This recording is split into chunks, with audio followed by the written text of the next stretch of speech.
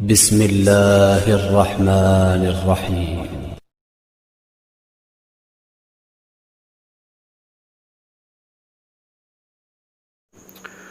जी बच्चों, इस वीडियो में आप कंसेप्ट लेंगे the difference between exo and endothermic reactions.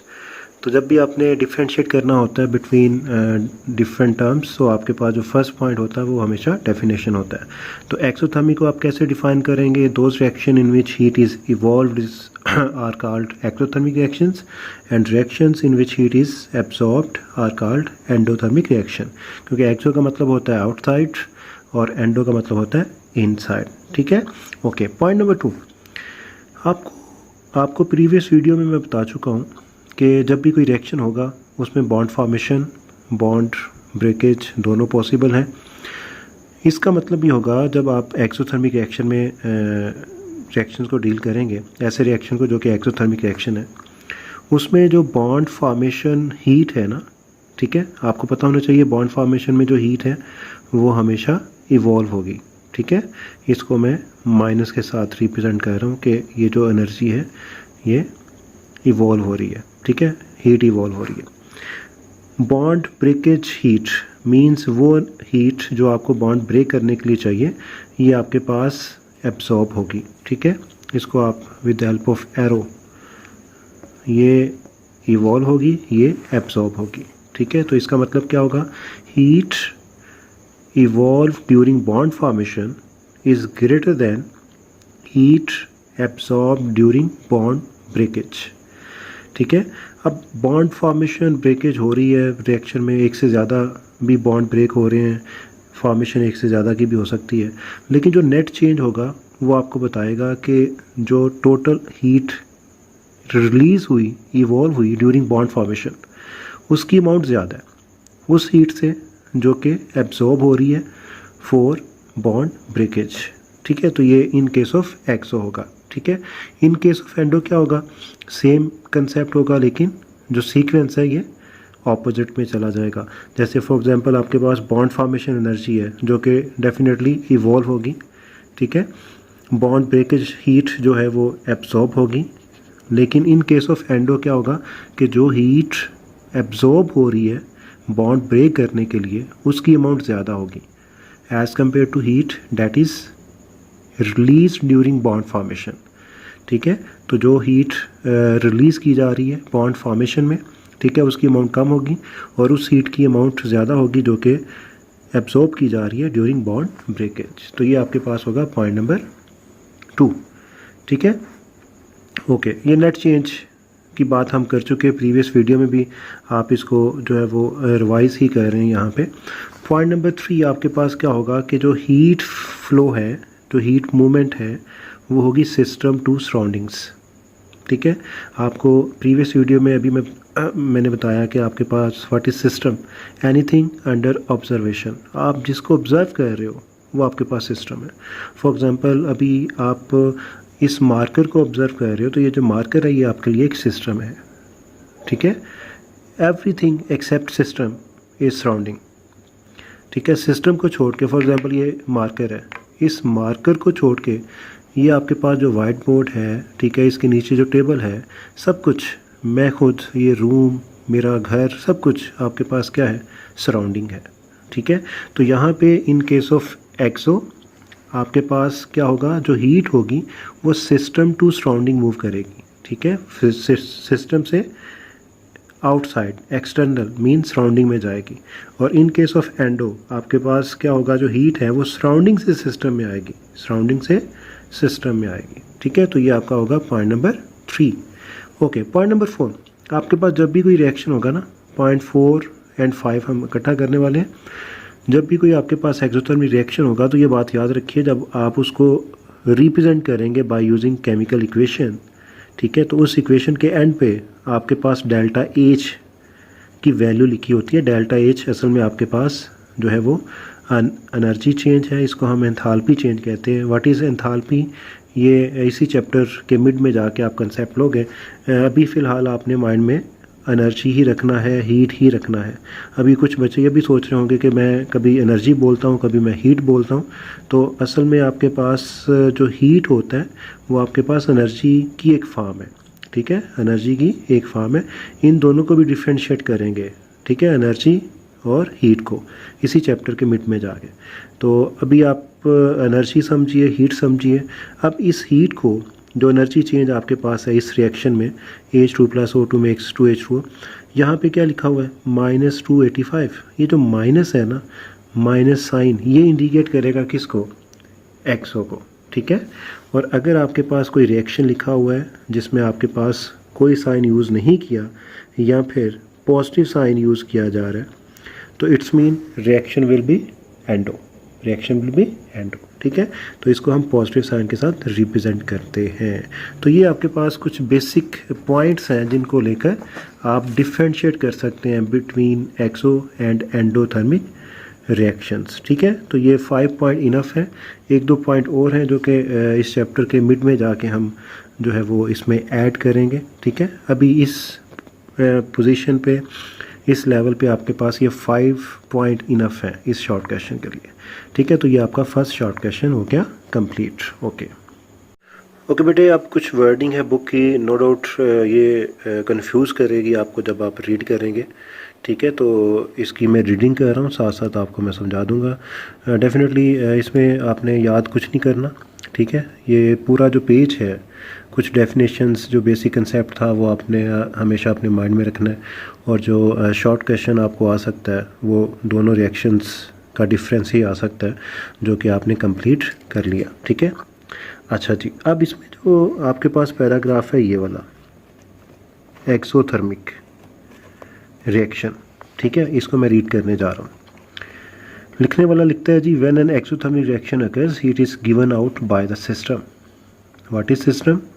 Anything under observation is your system, ठीक है। कोई भी रिएक्शन आप करवा रहे हैं तो उस रिएक्शन के जो रिएक्टेंट्स हैं प्लस प्रोडक्ट्स, वो आपका सिस्टम है। अच्छा जी, at the temperature of the system rises above the room temperature. इसका मतलब कि जब आपके पास एक्सोथर्मिक रिएक्शन होगा तो सिस्टम का जो टेम्परेचर है, ठीक है, सिस्टम का जो टेम्परेचर है वो रूम टेम्परेचर से ज़्यादा हो जाएगा। अभी मैं इसको अलग से भी एक्सप्लेन करूँगा, ठीक है। Eventually the temperature of the system falls to room temperature again as the heat produced is lost to the surroundings, ठीक है। इसका मतलब क्या होगा कि फ़र्स्ट ऑफ ऑल आपके पास जो रिएक्शन है मीन सिस्टम, उसका टेम्परेचर इंक्रीज़ हो गया। अब जब उसका टेम्परेचर इंक्रीज़ होगा तो उसके बाद उसने डेफिनेटली सराउंडिंग के इक्वल अपना टेम्परेचर लेकर आना है, रूम टेम्परेचर आपके पास होगा। तो जब वो रूम टेम्परेचर पे दोबारा आएगा तो जो हीट प्रोड्यूस होगी वो उसको सराउंडिंग में भेज देगा, एक्सटर्नल, आउटसाइड, ठीक है। तो ऐसे में आपके पास क्या होता है, हीट फ्लो होता है फ्रॉम सिस्टम टू सराउंडिंग, ठीक है। अब इसको समझते हैं। ओके जी, ये आपका सिस्टम है और ये आपके पास सराउंडिंग है, ठीक है। एवरीथिंग एक्सेप्ट सिस्टम आपके पास सराउंडिंग ही होती है। ओके, अब देखिए सिस्टम बिफोर रिएक्शन, अभी रिएक्शन स्टार्ट नहीं हुआ, इसका टेम्परेचर फॉर एग्जांपल अगर रूम टेम्परेचर है तो 25 डिग्री सेल्सियस होगा और सराउंडिंग का भी टेम्परेचर 25 डिग्री सेल्सियस होगा, ठीक है। सिस्टम को आपने अलाउ किया केमिकल रिएक्शन के लिए। जब केमिकल रिएक्शन होगा तो इस सिस्टम का जो एनर्जी है, ठीक है, वो एनर्जी इवॉल्व होगी, सिस्टम से एनर्जी इवॉल्व होगी, सिस्टम से एनर्जी इवॉल्व होगी तो सिस्टम का टेम्परेचर इंक्रीज़ कर जाएगा। वो 25 से फॉर एग्जांपल चला गया 30, ठीक है, 30। अब ये आपके पास जो बेसिक कंसेप्ट होता है वो ये होता है कि जब आपके पास डिफरेंट सब्सटेंसेस होते हैं, ठीक है, तो वो सेम टेम्परेचर पे अपनी प्रेजेंस शो करेंगे। जैसे फॉर एग्जांपल अगर आपने दूध रखा हुआ फ्रिज में, ठीक है, और वो ठंडा है और आप उसको निकाल के बाहर रख देते हैं अपने रूम में, ठीक है, तो देखेंगे कि कुछ देर के बाद जो दूध का टेम्परेचर था, ठीक है, जो कि बहुत कम था, अब वो रूम टेम्परेचर पे आ जाएगा। इसका मतलब क्या होगा कि उसने सराउंडिंग से जो हीट थी उसको एब्जॉर्ब किया और अपना टेम्परेचर उसके इक्वल कर लिया। यहाँ पे भी आपके पास सेम कंसेप्ट है। जब आपके पास रिएक्शन होगा तो reaction, during reaction heat evolve होगी, वो हीट इस सिस्टम का टेम्परेचर इंक्रीज़ करेगी, ठीक है। लेकिन जब इस सिस्टम का टेम्परेचर इंक्रीज़ होगा तो सराउंडिंग का टेम्परेचर 25 ही है, ठीक है। अब इस सिस्टम ने अपने आप को सराउंडिंग टेम्परेचर के इक्वल लेकर आना है, तो क्या होगा, ये टेम्परेचर अपना डिक्रीज़ करेगा, ठीक है। और ये जो एक्स्ट्रा अमाउंट ऑफ हीट होगा ये सिस्टम से सराउंडिंग में जो है वो ट्रांसफ़र कर दी जाएगी। तो ये आपके पास केस होगा एक्सोथर्मिक रिएक्शन में, ठीक है। ओके जी, सेकंड पॉइंट आपके पास है जो पैराग्राफ बच्चों को कंफ्यूज करता है, बहुत एहतियात से समझिएगा। When an endothermic reaction occurs, the heat required for the reaction is taken from the reacting materials, means from system, ठीक है, from system. And the temperature of the system falls below the initial temperature, means जो कि room temperature होगा उससे system का temperature कम हो जाएगा। Eventually the temperature of system rises to room temperature, ठीक है। टेम्परेचर कम होने के बाद दोबारा से सिस्टम का टेम्परेचर इंक्रीज़ करेगा up to room temperature again as heat is absorbed from the surrounding, ठीक है। अब इस पैराग्राफ को समझिए। देखिए आपके पास एंडोथर्मिक रिएक्शन है, सिस्टम सराउंडिंग दोनों सेम टेम्परेचर पे हैं बिफोर रिएक्शन।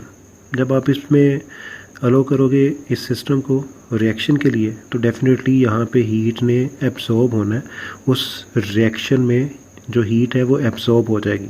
इसका मतलब कि यहाँ पे जो सिस्टम का टेम्परेचर है वो 25 था तो वो आ जाएगा 20, क्या आ जाएगा 20 आ जाएगा, ठीक है। अब अगर वो 25 से 20 आ गया, इसका मतलब कि सिस्टम ने अपनी एनर्जी ही यूज़ कर ली इस रिएक्शन को कंप्लीट करने के लिए। तो अब ये जो 20 पे सिस्टम पड़ा हुआ है, यहाँ पे सराउंडिंग आपके पास 25 है, तो डेफिनेटली आपने जो टेम्परेचर है उसको इक्विवेलेंट करना है। तो अब जो एनर्जी होगा वो फ्लो करेगा फ्रॉम सराउंडिंग टू सिस्टम, और इसका जो 20 टेम्परेचर हो चुका है ये दोबारा से 25 पे आ जाएगा, इक्विवेलेंसी आ जाएगी। तो इसका मतलब क्या होगा कि अब जो एनर्जी फ्लो है वो फ्रॉम सराउंडिंग टू सिस्टम है, ठीक है। ये बात मैं रिपीट कर रहा हूँ, यहाँ पे जो सिस्टम होगा वो अपनी ही एनर्जी यूज़ करेगा रिएक्शन कंप्लीट करने के लिए, जिसकी वजह से इसका टेम्परेचर डिक्रीज़ कर जाएगा। तो उसको मेंटेन करने के लिए, इक्विवेलेंट करने के लिए जो एनर्जी फ्लो होगा वो होगा from surrounding to system. Okay बेटे, इसके बाद आपके पास एनर्जी यूनिट की बात की जा रही है कि आपके पास जो एनर्जी का यूनिट होता है वो एसआई सिस्टम में जाउल या फिर किलो जाउल, दोनों यूनिट आप यूज़ कर सकते हैं, ठीक है। यहाँ पे भी आप देख सकते हैं जो आपके पास डिफरेंट एग्जांपल्स हैं, ठीक है। सारी एग्जांपल्स आपने याद करनी है, नोट्स में आपको एक एक एग्जांपल दी जा रही है, यहाँ पे जितनी एग्जांपल हैं वो सारी आपको आनी चाहिए। तो ये देखिए यूनिट हम यूज़ कर रहे हैं किलो जाउल पर मोल, ठीक है। इसका मतलब क्या होगा कि जब इसका 1 मोल बनेगा, 1 मोल अभी फ़िलहाल आप अपने माइंड में रखिए 1 मालिक्यूल, तो वैसे 1 मालिक्यूल 1 मोल में जो डिफरेंस है वो बहुत ह्यूज डिफरेंस होता है।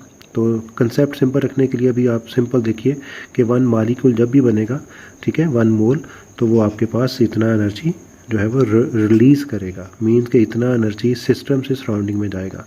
नेक्स्ट एग्जांपल आपके पास फॉर्मेशन ऑफ वाटर की है, ठीक है। इसमें भी आपके पास जो एनर्जी है वो सिस्टम से सराउंडिंग में जाएगा, ठीक है, जब इसका 1 मोल की फॉर्मेशन होगी। ओके, थर्ड एग्जांपल आपके पास है फॉर्मेशन ऑफ अमोनिया, इसको हम हैबर प्रोसेस कहते हैं, ठीक है। इसमें आप देखिए पर मोल जो एनर्जी चेंज हो रहा है डेट इज़ -41, ये भी आपके पास एक्सो की एग्जांपल होगी। द डिसोसिएशन या डिकम्पोजिशन ऑफ वाटर, ठीक है। डिकम्पोजिशन ऑफ वाटर, यहाँ पे आपके पास क्या होगा +285, मीन कि जो आपने प्रीवियस रिएक्शन देखा ये इसके बिल्कुल ऑपोजिट होगा। जितनी एनर्जी इवॉल्व होगी अब उतनी ही एनर्जी जो है वो एब्सॉर्ब हो रही है, क्योंकि आपने रिएक्शन की डायरेक्शन चेंज कर दी पर मोल, ठीक है, 1 मोल के लिए। यहाँ पे नो डाउट 2 मोल है, तो ये एनर्जी आपके पास डेफिनेटली 1 मोल के लिए होगी। 2 मोल के लिए ये एनर्जी इससे डबल होगी, ठीक है। वो भी कैलकुलेशंस होंगी at the end of chapter, ठीक है। तो अभी फ़िलहाल पर मोल के लिए आपके पास जो एनर्जी यूनिट यूज़ किए जा रहे हैं उसको अपने माइंड में रखिए। उसके बाद ये नेक्स्ट एग्जांपल आपके पास अगेन एंडोथर्मिक की है, फॉर्मेशन ऑफ NO, तो ये आपके पास है +180 किलो जूल पर मोल, ठीक है। ओके, तो ये जो कंप्लीट पैराग्राफ है, ठीक है, अभी फ़िलहाल इसको आप स्किप करेंगे, ठीक है, क्योंकि इसका जो कंप्लीट कंसेप्ट है वो जब हम फर्स्ट लॉ ऑफ थर्मोडायनामिक को डिटेल में लेके जाएंगे तो उसके बाद फिर आपको थर्मोकेमिस्ट्री का स्कोप भी बताया जाएगा, इसकी इम्पोर्टेंस भी बताई जाएगी और ये किन पॉइंट्स के बारे में आपको जो कंसेप्ट है वो प्रोवाइड करती है थर्मोकेमिस्ट्री वो भी आपको बताया जाएगा। तो इस पैराग्राफ को आपने फ़िलहाल स्किप करना है। नेक्स्ट लेक्चर इंशाल्लाह आपका होगा about spontaneous and non spontaneous reaction. Okay जी, अल्लाह हाफ़िज़। सच्चो मन के सच्चो कैसे हैं आप लोग? जैसे भी हैं बहुत अच्छी बात है। अच्छा जी, चैप्टर नंबर 7 थर्मोकेमिस्ट्री हम देख रहे हैं। बिल्कुल स्टार्ट में आपके पास चैप्टर इजी होगा जस्ट लाइक चैप्टर 2 और उसके बाद फिर आहिस्ता आहिस्ता सफ़र की जो मुश्किलात हैं उनको आप आसान करते जाओगे, ठीक है। ओके, तो हमारा जो नेक्स्ट कंसेप्ट है that is about spontaneous and non spontaneous reactions, ठीक है। इनमें आपने डिफ्रेंशिएट करना है। तो ये आपका शॉर्ट क्वेश्चन नंबर 2 होगा। तो चलते हैं स्पॉन्टेनियस रिएक्शन की तरफ। जैसा कि वर्ड ही आपको बता रहा है, वेरी सिंपल कंसेप्ट, ठीक है। स्पॉन्टेनियस का क्या मतलब होता है? ये आपके पास ऐसे प्रोसेस के लिए टर्म यूज़ की जाती है जो ऑन इट्स ओन हो, जो खुद ब खुद हो, ठीक है। तो ये रिएक्शन भी आपके पास ऐसे होंगे जिनको किसी की हेल्प की ज़रूरत नहीं है, जिनके लिए आपको कोई प्रॉपर कंडीशंस की ज़रूरत नहीं पड़ेगी, जिसके लिए आपको कोई कैटालिस्ट लेके नहीं आना पड़ेगा, जिसके लिए आपको किसी टेम्परेचर की ज़रूरत नहीं पड़ेगी। रिएक्शन आपके पास कंप्लीट हो जाएगा विदाउट एनी एक्सटर्नल असिस्टेंट और हेल्प, ठीक है। ओके, तो डिफाइन करते हैं what are spontaneous reactions. Reactions which takes place on its own. तो ऑन इट्स ओन का क्या मतलब होता है? खुद ब खुद। खुद ब खुद मीन्स कि वो खुद ही रिएक्शन हो जाएगा, आपको कुछ भी करने की ज़रूरत नहीं पड़ेगी, ठीक है। Without any outside assistance means help, ठीक है। आपको कोई भी कंडीशन अप्लाई करना नहीं पड़ेगी, रिएक्शन आपके पास कंप्लीट हो जाएगा, ठीक है। अब इसकी एक नेचुरल एग्जांपल लेते हैं, that is flow of water. आपने अक्सर देखा होगा हिली एरियाज़ में, आप शारें देखते होंगे, तो वहाँ पे क्या होता है, वाटर जो है वो higher to lower level move करता है। फॉर एग्जांपल ये आपके पास वाटर फ्लो कर रहा है, ये आपके पास हाई लेवल होगा, ये डेफिनेटली आपके पास लो लेवल होगा। अब यहाँ पे कभी आपने सोचा कि यहाँ पे कोई हमने पंप लगाया हुआ है जो इसकी मूवमेंट डाउनवर्ड कर रहा है? डेफिनेटली यहाँ पे कोई पंप यूज़ हम नहीं कर रहे। ये जो वाटर फ्लो है from high to low level, ये ऑन इट्स ओन हो रहा है, ठीक है। ये खुद हो रहा है, इसमें आप कोई भी हेल्प प्रोवाइड नहीं कर रहे। तो ऐसा रिएक्शन आपके पास क्या होगा? Spontaneous reaction. अब क्योंकि हम केमिस्ट्री देख रहे हैं तो हमें कोई केमिकल एग्जांपल चाहिए। केमिकल एग्जांपल में बेटे आपके पास सिंपल क्या है, आप कॉपर सल्फेट सॉल्यूशन में जिंक ऐड कर दीजिए, ठीक है। जिंक पीस, ये आपके पास मेटल पीस होगा, जिंक आप इसमें ऐड कर दीजिए। आप मैक्सिमम बच्चे ये जानते हैं कि जो कॉपर सल्फेट का सोल्यूशन होता है CuSO4, ये किस कलर में होता है बेटा? ये ब्लू कलर में होता है, ठीक है। जैसे ही आप जिंक पीस इसमें ऐड करोगे ना, जिंक पीस इसमें ऐड करोगे तो ये जिंक पीस कॉपर को रिप्लेस कर देगा, कॉपर सल्फेट को कन्वर्ट कर देगा किस में? जिंक सल्फेट में, और कॉपर यहाँ से आइसोलेट हो जाएगा आयनिक फॉर्म में। तो यहाँ पे आपके पास जो रिएक्शन है कंप्लीट वो क्या होगा? Zn, zinc sulphate plus copper ion, ठीक है। ये आपके पास सॉलिड फेस में आ जाएगा। तो ये रिएक्शन आपके पास कंप्लीट हो जाएगा। अब आपको कैसे पता चलेगा रिएक्शन कंप्लीट हो गया? इसका जो ब्लू कलर होगा वो डिसअपीयर हो जाएगा। इसका मतलब कि अब यहाँ पे कुछ ना कुछ हो चुका। अब आपने कुछ भी नहीं किया, आपने सिर्फ रिएक्टेंट को मिक्स किया, ठीक है। रिएक्टेंट को आपने मिक्स किया, रिएक्शन ऑन इट्स ओन ही हो रहा है, ठीक है। रिएक्शन खुद ही हो रहा है। तो ऐसा रिएक्शन आपके पास क्या होगा? स्पॉन्टेनियस रिएक्शन, ठीक है। Spontaneous reaction. इसी तरह आपके पास एक और एग्जांपल है स्पॉन्टेनियस रिएक्शन की, केमिकल एग्जांपल है, दैट इज न्यूट्रलाइजेशन रिएक्शन। आप कोई भी बेस ले लें, ये कलर मैं चेंज कर लेता हूँ। आप कोई भी बेस ले लें, NaOH, that is sodium hydroxide, इसके साथ आप मिक्स कर दें HCl को, तो ये आपके पास साल्ट बन जाएगा NaCl plus H2O, that is water. तो ये आपके पास न्यूट्रलाइजेशन रिएक्शन है। इसमें भी जस्ट आपने रिएक्टेंट को मिक्स करना है, रिएक्शन ऑन इट्स ओन ही होगा। तो ऐसे रिएक्शंस आपके पास कौन से होंगे? स्पॉन्टेनियस रिएक्शन, ठीक है। Spontaneous reaction. अब आ जाइए नॉन स्पॉन्टेनियस रिएक्शन की तरफ। नॉन स्पॉन्टेनियस रिएक्शन में बेटे आपके पास होता क्या है कि आपके पास जो रिएक्शन है जिसको आप ऑब्जर्व कर रहे हो, दैट इज़ योर सिस्टम, वो कंप्लीट ही नहीं होगा, ठीक है। वो कंप्लीट ही नहीं होगा जब तक आप उसकी हेल्प नहीं करोगे, ठीक है। तो reaction which does not take place on its own, इसका मतलब कि ये रिएक्शन खुद नहीं होने वाला, and need some external help, that reaction will be non spontaneous reaction. Word आपको जो है वो कंसेप्ट प्रोवाइड कर रहा है कि नॉन स्पॉन्टेनियस रिएक्शन कौन से होंगे, ठीक है। अब सेम एग्जांपल हम ले रहे हैं फ्लो ऑफ वाटर। अब जो फ्लो ऑफ वाटर है, आपने ऊपर देखा जी, ऊपर आपके पास flow of water higher to low level था। अब अगर मैं आपसे ये पूछ लूँ कि जी अगर आपने वाटर को लो लेवल से हाई लेवल पे लेके जाना है, ठीक है, लो टू हाई, तो आपके पास क्या ये ऑन इट्स ओन जा सकता है? क्या ये नीचे से ऊपर की तरफ जा सकता है? डेफिनेटली नहीं जा सकता। अब देखिए कि हम अपने घरों में क्या यूज़ करते हैं, मोटर पंप यूज़ करते हैं, ठीक है। अगर आपने सेकंड फ्लोर पे, फर्स्ट फ्लोर पे पानी को लेकर जाना है तो पंप यूज़ करते हैं, ठीक है। तो यहाँ पे जब तक आप पंप यूज़ नहीं करेंगे तब तक ये फ़्लो पॉसिबल नहीं होगा। इसका मतलब क्या होगा कि ये आपके पास एक्सटर्नल हेल्प है जिसकी वजह से जो वाटर है वो लो टू हाई लेवल जाएगा, ठीक है, अदरवाइज़ ये नहीं जाएगा। इसका मतलब कि यहाँ पे इस रिएक्शन को हेल्प की ज़रूरत है, इसको असिस्टेंट की ज़रूरत है, ठीक है। यहाँ पे आपको हेल्प देना पड़ेगी। तो ये तो आपके पास होगी फर्स्ट एग्जांपल। अब हम केमिकल एग्जांपल लेते हैं। अब देखिए आपके पास N2 प्लस O2, नाइट्रोजन है, ऑक्सीजन है। आपको पता है कि आपके पास जो एयर है जिसमें आप सांस ले रहे हो उसमें ऑलमोस्ट जो नाइट्रोजन है वो 78% होती है, ठीक है, और ऑक्सीजन जो है वो 21% होती है। तो आपके पास जो एयर है जिसमें सांस ले रहे हो उनमें ये दोनों गैसेस की प्रेजेंस है। अब अगर ये दोनों गैसेस एक दूसरे के साथ मिलकर NO बना दें, NO नाइट्रिक ऑक्साइड बना दें, ठीक है, तो यकीन कीजिए कि आप जो है वो सांस नहीं ले सकते, आप सांस नहीं ले सकेंगे, ठीक है। ये इतनी डेंजरस गैस है NO, ठीक है। अब यहाँ पे इशू क्या होगा? अब दोनों गैसेस हैं, रूम टेम्परेचर पे भी हैं, ठीक है, जहाँ पे मैं बैठा हूँ, जहाँ पे आप बैठे हैं वहाँ पे भी हैं, लेकिन इसका मतलब क्या है कि ये रिएक्शन नहीं हो रहा, ये रिएक्शन नहीं हो रहा। कब ये रिएक्शन होगा? ये रिएक्शन उस वक्त होगा जब आप यहाँ पे हेल्प प्रोवाइड करोगे। और हेल्प हम कैसे प्रोवाइड करते हैं? By using high temperature, almost more than 1000 degree Celsius. इसका रेंज होता है 1000 टू 2000, आप इसमें कोई भी रेंज इसको प्रोवाइड कर सकते हैं। जब इतना हाई टेम्परेचर प्रोवाइड करोगे तो आपके पास ये रिएक्शन प्रोसीड करेगा और ये रिएक्शन होगा। इसका मतलब कि ये आपके लिए यहाँ पे ये आपकी तरफ से हेल्प होगी तो रिएक्शन होगा, अदरवाइज़ ये रिएक्शन नहीं होगा, ठीक है। तो ये आपके पास कंसेप्ट है किसका? नॉन स्पॉन्टेनियस रिएक्शन का। ओके, अब कुछ और एग्जांपल्स हैं जो कि आप एक्स्ट्रा कर सकते हैं। अलबत्ता अगर आपके पास शॉर्ट क्वेश्चन आता है तो these examples are more than enough, ठीक है।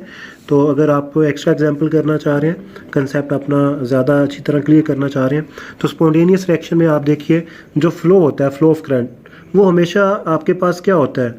High voltage to low voltage, ठीक है, ये स्पॉन्टेनियस होगा। हमेशा जो करंट फ्लो करेगा वो हाई वोल्टेज से लो वोल्टेज की तरफ करेगा। इसी तरह अगर आप फ्लो ऑफ मैस या फ्लो ऑफ कंसंट्रेशन इसकी बात करेंगे तो यहाँ पे भी बेटे क्या होता है? हमेशा जो कंसंट्रेशन मूव करती है वो आपके पास high concentration to low concentration ही मूव करती है। जैसे कि फॉर एग्जांपल आपके पास यहाँ पे एफ्यूएन है, एफ्यूएन आपने फिनोमेना पढ़ा होगा प्रीवियस क्लासेस में। तो यहाँ पे जब आप अलो करते हो एक गैस को किसी दूसरे रीजन में मूव करने के लिए जहाँ पे उसका जो प्रेशर है वो कम होता है, तो जो मूवमेंट होती है definitely from high pressure to low pressure होती है, from high temperature to low temperature होगा, from high voltage to low voltage होगा, ठीक। तो बेटे ये आपके पास वो सिंपल सी एग्जांपल्स हैं जो आप अपनी डेली लाइफ में ऑब्जर्व करते हैं। किसी भी सब्जेक्ट में आप कोई भी कंसेप्ट ले रहे हैं तो आपके पास जो फ्लो होगा वो हमेशा from higher to low, concentration है, वोल्टेज है, आप मैस ले लीजिए, आप टेम्परेचर ले लीजिए, आप जो है वो प्रेशर ले लीजिए, ठीक है, मूवमेंट हमेशा यही होगी। और ये जो मूवमेंट है ये हमेशा क्या होगी? स्पॉन्टेनियस होगी, ठीक है।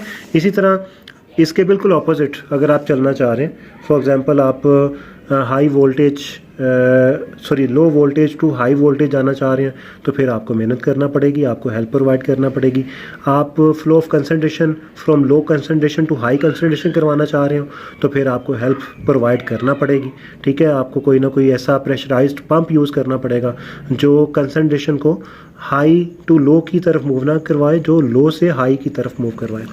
इसी तरह जब हम रेफ्रिजरेटर में देखते हैं तो वहाँ पे जो ट्रांसफ़र ऑफ हीट होता है, ट्रांसफ़र ऑफ हीट, ठीक है, वो आपके पास क्या होता है, cold part two hot surrounding. ठीक है, और इसके लिए डेफिनेटली आपको कंप्रेसर की ज़रूरत होती है। ठीक है, कंप्रेसर जो होता है वो यहाँ पे आप कुछ प्रॉपर्टीज़ को कंपेयर करेंगे स्पॉन्टेनियस और नॉन स्पॉन्टेनियस रिएक्शंस को लेकर। ये बात याद रखिए कि आपके पास जो स्पॉन्टेनियस रिएक्शन होता है, स्पॉन्टेनियस रिएक्शन, ठीक है, ये हमेशा आपके पास क्या होगा, यूनी डायरेक्शनल। ये आपके पास होगा यूनी डायरेक्शनल। इसका क्या मतलब होता है कि रिएक्शन ने सिर्फ एक ही डायरेक्शन में मूव करना है। यूनी का मतलब होता है वन। ठीक है, डायरेक्शन मींस एक ही उसके पास वे है, वो एक ही वे में मूव कर सकता है। जैसे अभी मैंने एग्जांपल आपको प्रोवाइड की, flow of water. Flow of water आपके पास हाई टू लो लेवल पे तो आ सकता है, लेकिन वो वापस जो है वो रिएक्शन रिवर्स में नहीं जा सकता। इसका मतलब कि spontaneous reactions are unidirectional reaction. ठीक है, इसमें सेकंड प्रॉपर्टी जो आप बता सकते हैं कि आपके पास स्पॉन्टेनियस रिएक्शन होते हैं वो आपके पास होंगे इरिवर्सिबल। इरिवर्सिबल जो कि रिवर्स डायरेक्शन में मूव नहीं करते, सिंगल डायरेक्शन शो करते हैं, मींस के फॉरवर्ड रिएक्शन ही होगा, यहाँ पे रिवर्स रिएक्शन नहीं होगा। ठीक है, और थर्ड पॉइंट, ये जो रिएक्शंस आपके पास होते हैं मैक्सिमम ये आपके पास रियल रिएक्शंस होते हैं, मींस नेचुरल मींस कि ये नेचर करवा रही होती है। नेचर में ये जो रिएक्शन होते हैं स्पॉन्टेनियस, ये मैक्सिमम आपके पास एग्जांपल ऐसी हैं जो नेचुरल एग्जांपल की आपको ऑब्जर्व होती हैं, जो नेचर करवा रही होती है। जैसे आपके पास अभी फ्लो ऑफ वाटर है, ये कौन करवा रहा है, ये हम तो नहीं करवा रहे, ये नेचर करवा रही है। ठीक है, इसी तरह जो मूवमेंट ऑफ गैस है, आप एक एक कमरे में परफ्यूम लगाते हैं, ठीक है, उसकी जो खुशबू होती है वो पूरे घर में फैल जाती है। ठीक है, आपने तो कुछ नहीं किया, वो आपके पास जो फ्लो हो रहा है किसका, परफ्यूम का। ठीक है, वो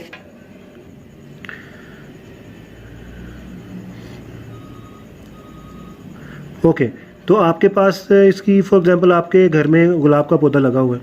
ठीक है, आप गुलाब के पौधे पे जब गुलाब का फूल लगेगा तो डेफिनेटली उसकी स्मेल आपको आएगी।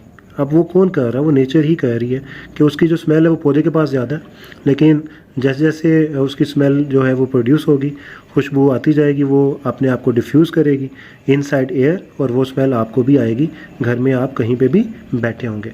तो वो मूवमेंट आपके पास स्पॉन्टेनियस हो रही है from higher to lower concentration.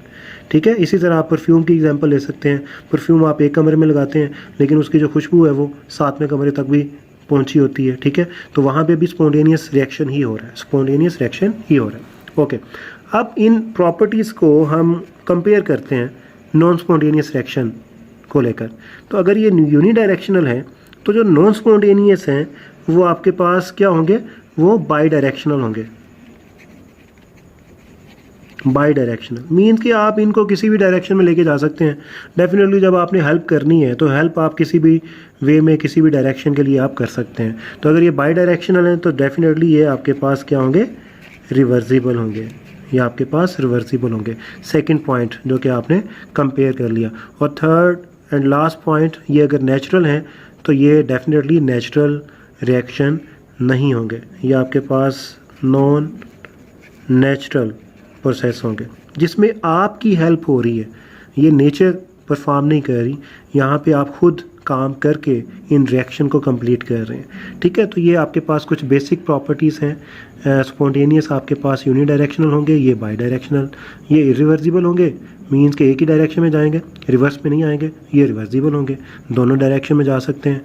ठीक है, उसके बाद आपके पास थर्ड प्रॉपर्टी ये रियल रिएक्शंस हैं, नेचुरल रिएक्शंस आपके पास हैं। मैक्सिमम रिएक्शन आपके पास नेचुरल फिनोमेना को ऑब्जर्व करेगा, और यहाँ पे आपके पास जो ये रिएक्शंस होंगे ये नॉन नेचुरल रिएक्शन होंगे, यहाँ पे आप खुद ये रिएक्शन कंप्लीट करवाएंगे, नेचर का यहाँ पे कोई रोल नहीं होगा।